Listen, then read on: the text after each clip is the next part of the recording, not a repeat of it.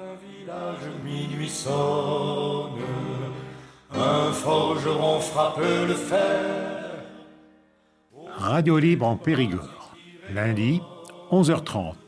En direct, la chronique du groupe Fred Zeller, présentée par Jean-Louis. Pour la paix, dit-il que je travaille, loin des canons, je vis en liberté, je fasse...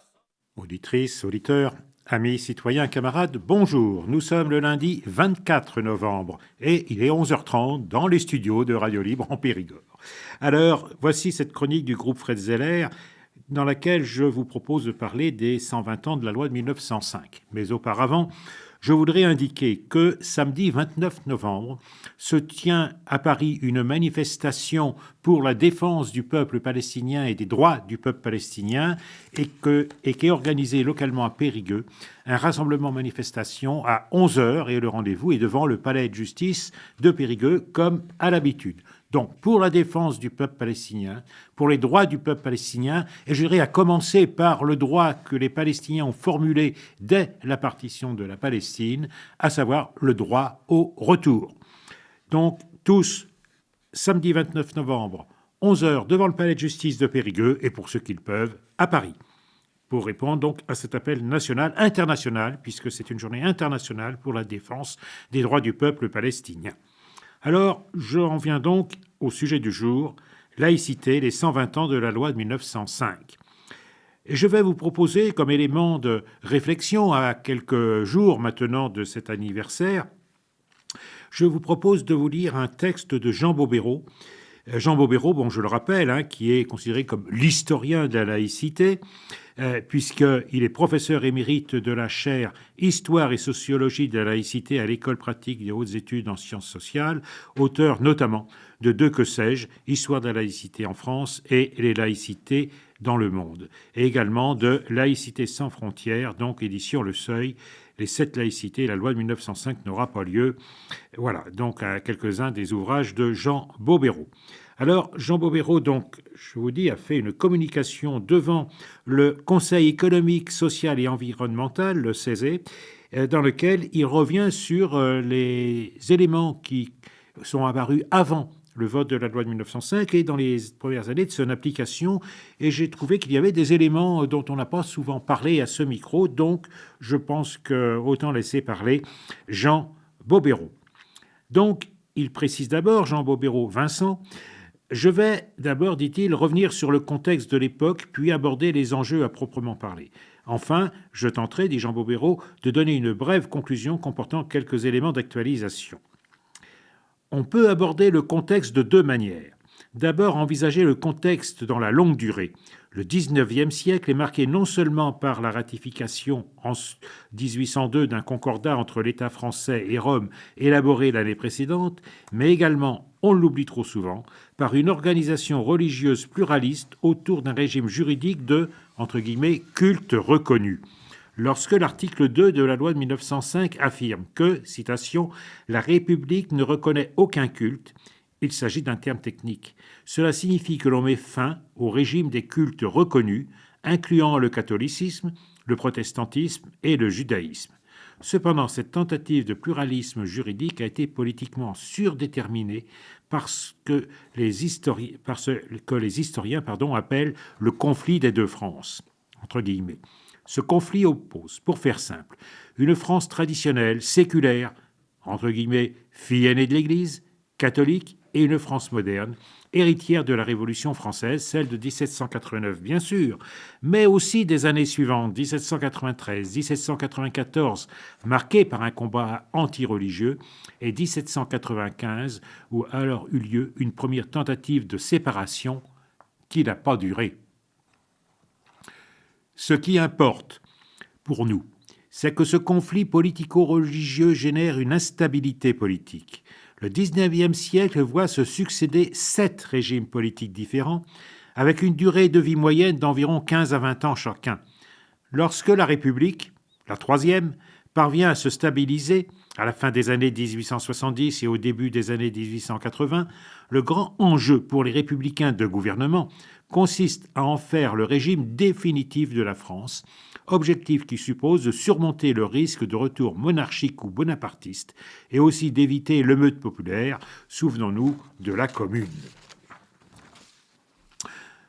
Pour faire de la République le régime définitif de la France, il faut résoudre le conflit des deux France, et donc la question du rôle politique du catholicisme.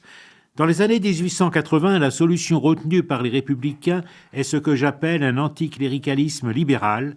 On impose la liberté aux religions, en particulier au catholicisme. Un exemple emblématique de cet anticléricalisme libéral est la loi rétablissant le droit au divorce en 1884. Les catholiques l'aperçoivent comme une loi persécutrice parce qu'elle heurte leur conception de la famille. En réalité, elle ne contraint personne à divorcer. Elle permet aux protestants et aux juifs, qui tolèrent le divorce, d'exercer ce droit, si besoin, et aux libres penseurs d'en faire usage. Quant aux catholiques, ils sont libres d'obéir ou non à l'interdiction de l'Église catholique. Cela relève désormais d'une adhésion volontaire. On connaît mieux la loi sur la laïcité dans l'école publique, loi Ferry de 1882. Mais sont également votées d'autres lois, telles celles sur la liberté des funérailles ou celles sur la neutralité des cimetières, mettant fin à la division entre guillemets, terre bénite et terre maudite. Cet anticléricalisme libéral ne diminue pas la liberté religieuse, mais il établit la liberté face aux normes de la religion, en distinguant loi civile et normes religieuses, ce qui aurait dû être le cas depuis la Révolution française, mais qui ne l'était pas vraiment dans les faits.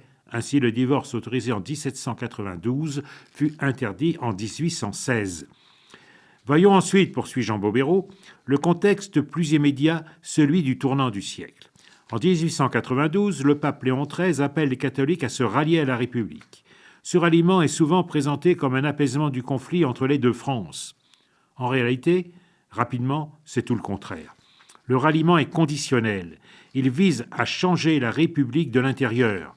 Le catholicisme apparaît alors encore plus menaçant et le ralliement ravive les peurs républicaines. Lacroix, par exemple, se déclare, citation, « le plus anti-juif de France ». Le journal Lacroix. C'est donc dans ce contexte que survient l'affaire Dreyfus.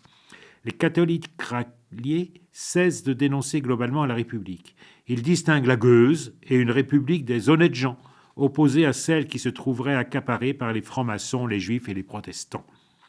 Dans cette conjoncture de tensions croissantes, les gouvernements successifs de défense républicaine de Waldeck-Rousseau, puis le Bloc des gauches, sous la direction d'Émile Combes, adoptent une posture que l'on peut qualifier d'anticléricalisme autoritaire. Une lutte est ainsi menée contre les puissantes congrégations enseignantes et, en outre, sous le ministère Combes, les relations avec le Saint-Siège se détériorent fortement. Émile Combes souhaite en effet un concordat renforcé, ce qui ne fait qu'aggraver les tensions, d'autant plus que Léon XIII, relativement souple, meurt et laisse la place à Pie X. Traditionnellement, on considère que le processus de séparation des Églises et de l'État a été initié par Émile Combes. Celui-ci prend parti pour la séparation en septembre 1904, dépose un projet de loi en novembre, puis quitte le pouvoir en janvier 1905, transmettant, dit-on, le relais à Aristide Briand. À mon sens, dit Jean Bobéro, cette lecture des événements est beaucoup trop simpliste. En réalité, dès 1903, un véritable conflit oppose deux visions de la laïcité.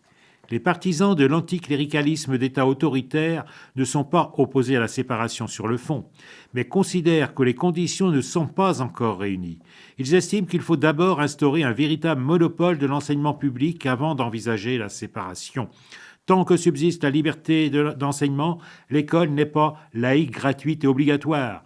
Il faudra donc attendre qu'une génération nouvelle soit éduquée exclusivement par l'école laïque pour se poser la question de la séparation. Sinon, enlever la possibilité d'un contrôle de l'État sur l'Église catholique apparaît trop dangereux. Donc ça est la position donc des partisans de l'anticléricalisme d'État autoritaire. Mais le désir de supprimer la liberté de l'enseignement crée une fracture au sein même du camp républicain et laïque. Clémenceau, par exemple, s'oppose fermement à l'idée de monopole. Il affirme que s'il faut choisir entre la République et la liberté, il choisira toujours la liberté. D'autre part, au sein du Parlement, une commission sur la séparation est constituée en juin 1903, réunissant 17 députés séparatistes et 16 députés concordataires issus du centre et de la droite. Vu l'abstention de certains députés de gauche souhaitant différer la séparation, l'opposition a fait jeu égal avec la majorité. Beaucoup pensent que la commission va être paralysée. En fait, elle travaille dans un tout autre esprit que le bloc des gauches. Si les affrontements sont presque un rituel au Parlement, cette commission, présidée par Ferdinand Buisson, ancien adjoint de Ferry et dont le rapporteur de la commission est Aristide Briand. Et cette commission opère des transactions pour élaborer un projet à peu près consensuel. Ce conflit des deux laïcités aboutit à une crise entre le projet de la commission, prêt dès juillet 1904, et Combes, qui choisit de déposer un projet différent en novembre, dans une logique d'hostilité vis-à-vis de la commission, et visant plutôt à une certaine séparation entre l'Église catholique en France et Rome qu'à la séparation des églises et de l'État. Finalement, c'est le couple Buisson-Briand qui l'emporte, et c'est le projet un peu modifié de la commission qui est soumis au Parlement en mars 1905. Ce point est fondamental. Sinon, on ne comprend pas pourquoi la séparation de 1905 n'est pas le couronnement de l'anticléricalisme d'État autoritaire, mais au contraire, un retour au principe de l'anticléricalisme libéral des années 1880. Les premières années du XXe siècle ont fait face à un dilemme. Chaque mesure anticléricale prise se révèle inefficace. Chaque échec pousse à adopter une mesure plus dure encore, dans une spirale idéologique inflationniste. Au final, les libertés démocratiques sont écornées. On atteint un point où il faut choisir. Soit on s'éloigne des principes d'une république libérale démocratique, soit on change de stratégie. C'est un véritable dilemme au sein du camp républicain. Initialement, l'optique de la commission est minoritaire. Progressivement, toutefois, l'environnement évolue. Combes défendait l'idée qu'on pouvait aller jusqu'à une quasi-guerre civile entre Français, car l'horizon international était pacifique. Mais en février 1904 éclate la guerre russo-japonaise. Elle concerne la France à cause de sa colonie indo-chinoise et surtout de l'alliance franco-russe.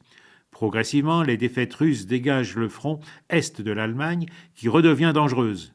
L'argument, visant à mener à son terme un combat laïque, quoi qu'il en coûte, perd de son impact. Il faut au contraire éviter de maximaliser le conflit entre Français.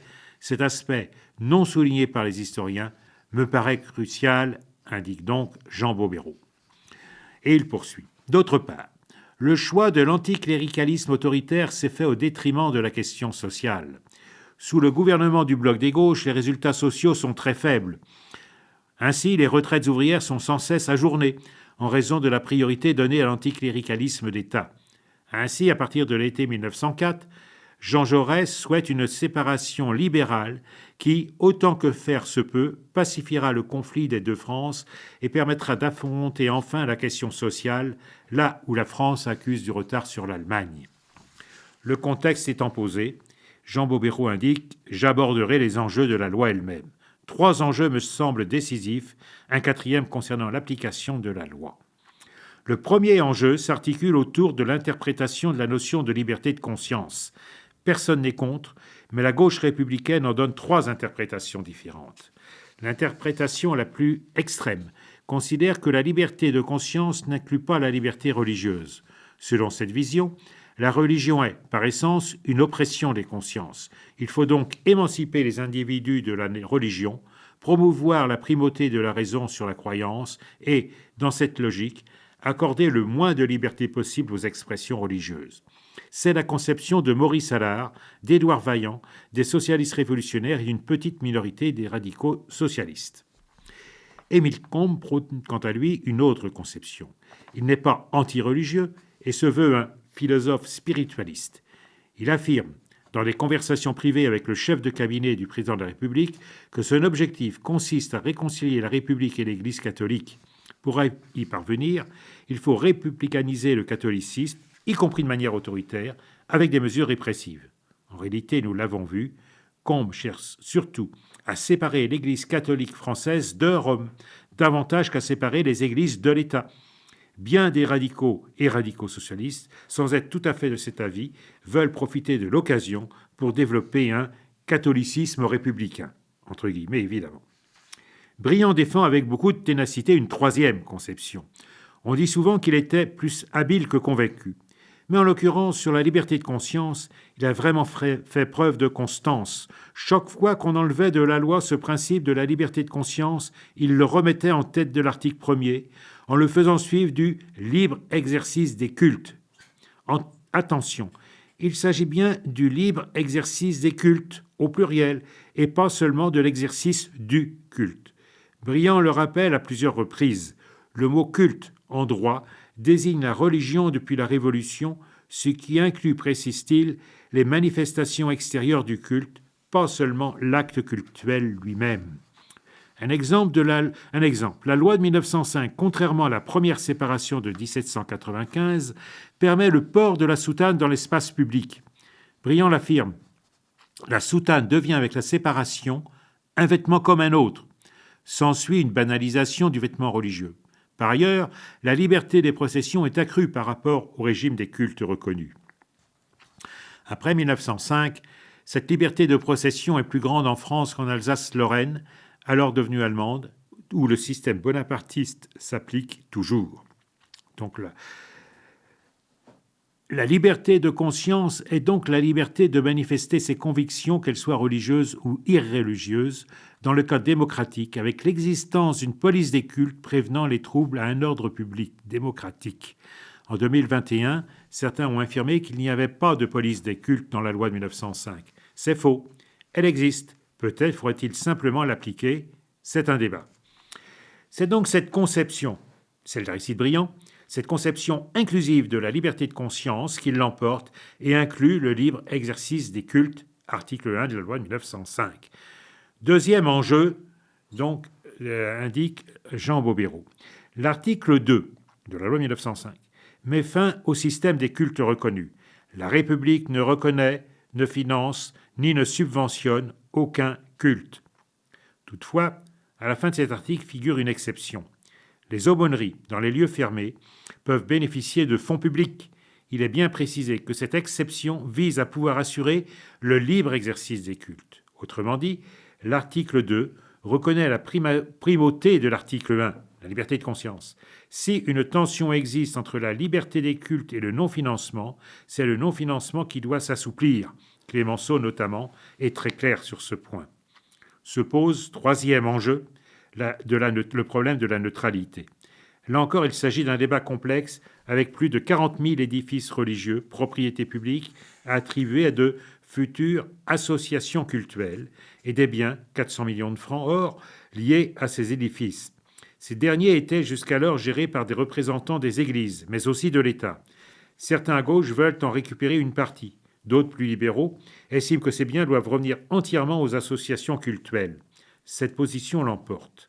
Mais un nouveau conflit éclate entre les républicains de gauche. En effet, un ajout de l'article 4 précise « Les biens reviendront aux associations qui se conformeront aux règles générales d'organisation de leur culte ».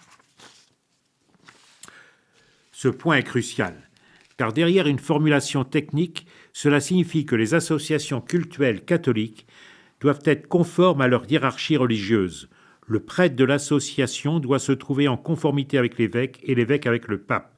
C'est la fin de l'espoir des radicaux de promouvoir un catholicisme républicain qui serait schismatique, entre guillemets, par rapport à Rome. Il y a eu un conflit intra-républicain virulent allant de l'adoption, par la droite et une partie seulement de la gauche, de cet ajout à l'article 4 jusqu'au dépôt par les républicains de gauche battus d'un article 6 bis qui aurait tempéré les conséquences de cet ajout. Pendant 1 mois et demi, une part de la gauche, essentiellement des radicaux qui ont une conception individualiste de la liberté de conscience, alors que les socialistes jaurétiens intègrent une dimension collective, tente de faire reconnaître que, même si le dogme doit être respecté, la discipline, l'obéissance hiérarchique, ne doit pas être obligatoire pour disposer des églises et hériter des biens. C'est un échec total. L'article 6 bis est rejeté par l'action conjointe de Jaurès et de Briand, mettant fin à l'idée d'un catholicisme républicain autonome. C'est une neutralité qu'on qualifie alors dans les débats de respectueuse. Respectueuse des différentes constitutions ecclésiastiques. Ce mot respect est d'ailleurs repris dans la Constitution de 1958. La République respecte toutes les croyances. Il y a enfin l'enjeu de l'application de la loi par l'encyclique Gravissimo, Pie X refuse la loi qui met fin au concordat et dont un pape était consignataire. Mais on l'ignore souvent, ce refus a été suivi de 3 autres entre décembre 1906 et mai 1908. Le pape rejette toutes les solutions alternatives de droit commun que Briand propose et fait voter par la gauche du Parlement.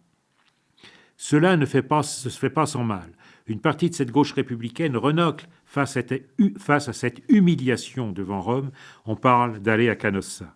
Briand, soutenu par Buisson pendant la préparation de la loi et par Jaurès au moment de son élaboration, est soutenu alors par Clémenceau, devenu ministre de l'Intérieur puis président du Conseil. C'est le couple Briand-Clémenceau qui l'emporte. Briand invente des solutions libérales, Clémenceau les impose à toute la gauche. De fait, la gauche qui a voté en 1905 une loi loin de correspondre aux aspirations de certains de ses membres, vote également de façon unanime 3 autres lois permettant d'appliquer la séparation.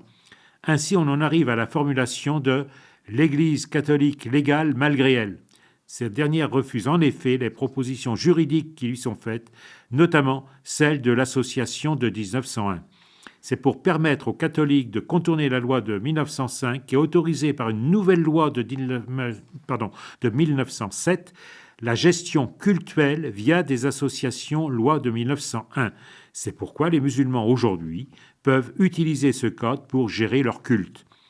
Le pape a refusé cette solution. Cependant, l'Église devient légale malgré elle et, jusqu'à l'accord de 1923-1924, ces prêtres occupent les églises sans titre juridique. Il faut insister sur ce point.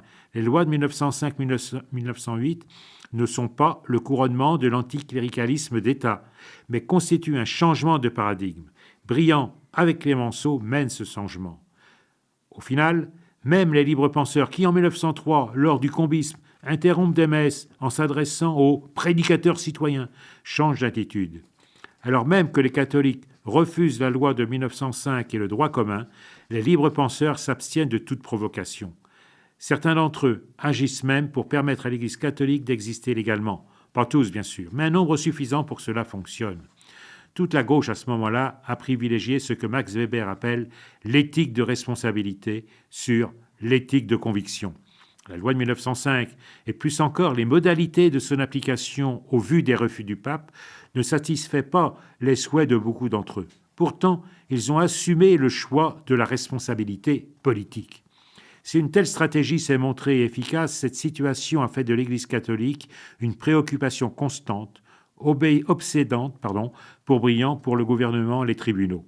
Cela a permis, et ce n'est certes pas rien, de pacifier relativement le conflit des 2 France qui prenait de plus en plus d'ampleur. Mais cela s'est effectué, il faut aussi le reconnaître, au détriment d'une égale liberté de conscience et d'une égale liberté religieuse. Concernant la liberté de conscience d'abord, on a multiplié les accommodements envers le catholicisme, parfois en oubliant un peu les libres penseurs. Aujourd'hui encore, contrairement à la Belgique, ceux-ci ne bénéficient pas de l'équivalent des aumôneries pour aider ceux qui veulent réfléchir au sens de la vie en dehors des traditions religieuses. Concernant la liberté religieuse ensuite, certains catholiques voulaient désobéir au pape et créer des associations cultuelles, mais ils n'ont rien obtenu, ni les églises ni les biens. Le paradoxe de la loi de 1905, c'est qu'on a finalement privilégié ceux qui refusaient la loi, ceux qui suivaient Pie X, parce qu'ils se conformaient à l'ajout de l'article 4, resté valable même en l'absence d'associations cultuelles catholiques romaines. Les catholiques qui voulaient créer, en conformité avec la loi, des associations cultuelles se sont heurtés à l'opposition de Briand, de Clémenceau, du Conseil d'État et de l'administration, et ils ont été dépossédés de leurs églises. La loi de 1905, aussi remarquable soit-elle, ne règle pas tous les problèmes. La culture française a été profondément marquée, surdéterminée même, par le conflit dualiste des 2 France. La séparation de 1905, au lieu de donner naissance à un véritable culte pluraliste, a été façonnée avant tout pour apaiser ce conflit. Non pas pour le faire disparaître, mais pour le ramener dans les tensions normales d'une démocratie. Ce défi d'habitus pluraliste dans la culture politico-religieuse française présente aujourd'hui un effet boomerang. Voilà un aspect majeur, le plus souvent méconnu. Et donc Jean Bobéro aborde sa conclusion. Actuellement, nous faisons face à une réinterprétation de la laïcité. En 2003, un des leaders de la majorité gouvernementale de l'époque, François Baroin, rédige un rapport pour le Premier ministre. Il en appelle à une nouvelle laïcité, plus cultuelle et identitaire, En schématisant, on peut dire que globalement, cette nouvelle laïcité reprend davantage les peurs et les postures de ceux qui ont perdu en 1905 que de ceux qui ont gagné. En fait, elle prolonge en partie la vision de la laïcité des vaincus de 1905. Pourquoi cette optique défaite alors est-elle devenue dominante aujourd'hui ? Parce qu'en 1905, on croyait fortement au progrès. Un progrès qui reliait le progrès technique et scientifique au progrès moral et social par l'action politique. Pour dire les choses vite, la fée électricité, les chemins de fer, la morale laïque et la vitalité démocratique coexistaient. Cette croyance a commencé à se trouver ébranlée par la guerre russo-japonaise, qui a montré que l'arbitrage entre nations dites civilisées ne suffisait pas pour éviter une guerre. À plus forte raison, les deux guerres mondiales ont détruit l'idée d'un progrès indifférencié. On a distingué alors un bon progrès pacifique d'un mauvais progrès guerrier. Aujourd'hui, même cette distinction se trouve mise en doute avec l'ensemble des problèmes liés au changement climatique et à la destruction de la biodiversité. Les discours dominants sont désormais à teneur apocalyptique. Ces discours sur les crises environnementales et les risques que court la planète sont devenus obsédants et font que l'incroyance au progrès prédomine. Dans ce climat, ressurgissent des désirs de pureté religieuse, c'est le succès du salafisme, mais aussi, faute d'être capable de construire un avenir souhaitable, désir d'une pureté laïque. Le récent roman d'Aurélien Bélanger, le mal nommé Les derniers jours du Parti socialiste, illustre bien les dérives que peut donner cette quête de pureté laïque. L'enchaînement des lois et de mesures considérées ensuite comme inefficaces, et bien sûr, elles le sont puisqu'elles ne portent pas sur les racines du problème, va dans le même sens. Dans cette conjecture, deux camps risquent de s'opposer comme des frères ennemis, les partisans d'une pureté laïque combattant les partisans d'une pureté religieuse et inversement, avec une inflation réciproque. Ce processus me semble analogue à celui de l'anticléricalisme autoritaire de Combes. De même qu'au début du XXe siècle, un discours du danger clérical, intégriste, fleurit, mais comme on reste en démocratie, les mesures prises ne peuvent pas être à la hauteur des menaces mises en avant. Alors les gens sont frustrés, demandent des mesures plus fortes qui elles-mêmes échouent, et ainsi de suite. Il faudrait sortir du code démocratique pour empêcher que ceux que l'on exclut par la parole ne reviennent par la fenêtre. C'est un engrenage. En conséquence de cette perspective, la nouvelle laïcité opère un glissement de la liberté de conscience vers la neutralité. Si vous analysez les discours de 1905, le terme central c'est « liberté de conscience ». Déjà dans les années 1880, avec Jules Ferry, Ferdinand Buisson, et en 1905, Buisson, Jaurès, Briand, Clémenceau, tous insistent. La laïcité, c'est avant tout la liberté de conscience. Briand le dit très clairement dans son rapport. Aujourd'hui, quand on parle de laïcité, un mot revient, neutralité. Laïcité et neutralité sont devenus presque synonymes. Or, la neutralité constituait en 1905 un moyen au service de la liberté de conscience, une neutralité arbitrale qui permettrait à chacun d'exercer librement ses convictions. Aujourd'hui, la neutralité tend à devenir une fin en soi et elle ne s'applique pas de la même manière aux différentes religions. De plus, l'interprétation du mot neutralité change. En 1905, on parlait d'une neutralité de respect. Aujourd'hui, il s'agit plutôt d'une neutralisation, une privatisation du religieux, cantonné à l'intime, dans une société où l'intime a presque disparu. En tout cas, a beaucoup rétréci son domaine à cause du numérique, des médias, des moyens techniques nouveaux de surveillance permanente. On sort alors de l'idéal de rationalité qui est au cœur de la pensée laïque et a sans doute permis à l'époque de faire prévaloir l'éthique de responsabilité sur l'éthique de conviction.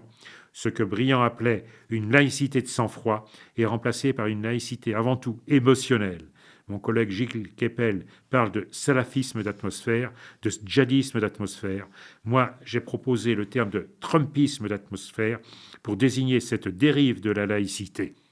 Voilà. Et donc, c'était la fin de cette communication de Jean Bobéro devant le CESE, le Conseil économique, social et environnemental. Et je vous donne tout de suite rendez-vous pour une prochaine chronique, lundi prochain, 11h30, toujours sur Radio Libre en Périgord. Bonne semaine.